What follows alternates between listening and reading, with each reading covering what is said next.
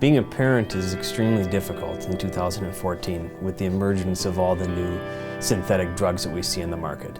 We'll always deal with your conventional street drugs like marijuana, cocaine, heroin, which are all independently making comebacks of their own. However, in 2014, we see an emergence of synthetic drugs. Bath salts, synthetic cannabinoids, fake THC, if you will, chemical THC, K2, spice, chronic. These are all chemical components that are made to alter your central nervous system and create a euphoric type feeling, along with hallucinations and everything else. So those drugs are definitely on the emergence. Rather than being produced locally, these drugs are made in super labs in Southeast Asia and overseas. These drugs cannot be made here unless, of course, you would have the chemical compounds. A lot of the drugs that, the synthetic drugs, particularly the bath salts, need chemicals that we don't have in the United States here. So if you were able to manufacture them, which they do in Southeast Asia, they ship them into the United States and they're available widely on the internet. We see this emergence of the drunken gummies, and I always put those in the presentations and talk about it simply because it's something that was out on the internet and has gone viral.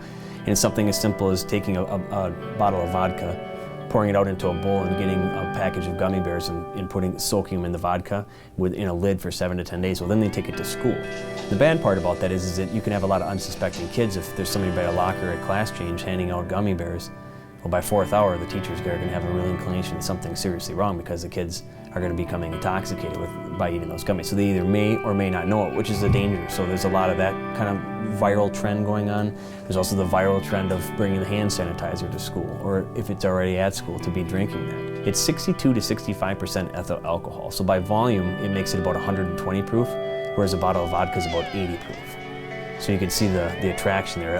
So kids will drink that, or just chug it right out of the hand sanitizer bottle, and it produces the same signs of intoxication for a parent or for a teacher. They're going to notice it is intoxication, so all of the common known traits to that are going to be very prevalent at that time. Something as simple as what the big trend is EpiPens. Something where they'll take 2 shots of an EpiPen, you go into a completely dark room and somebody fires a gun. And it's supposed to be this mind-blowing experience. It's one of these viral type things that's out there, and it's dangerous, and kids are experimenting with it. Skittles parties are a big thing, where parents' medicine cabinet can get raided. Like the kids will take out a pill or 2 at a time, or grandpa's, or go to their friend's house, and they all are supposed to bring pills, and they put them into a big bowl, stir the bowl together, and it's a Skittles party. You just take out of the bowl 2 or 3 pills, and you take them and see what happens. And that's a common thing. It's another one of those viral things that started out that people are talking about now, and you just see it over and over again. Well, the problem with that is a lot of those prescription drugs, when used in combination, can cause death. And now in today's era of technology, with the smartphones and with the internet, I would emphasize that again is, be involved, be active, know what's going on there, check your browser histories, find out who they're talking to.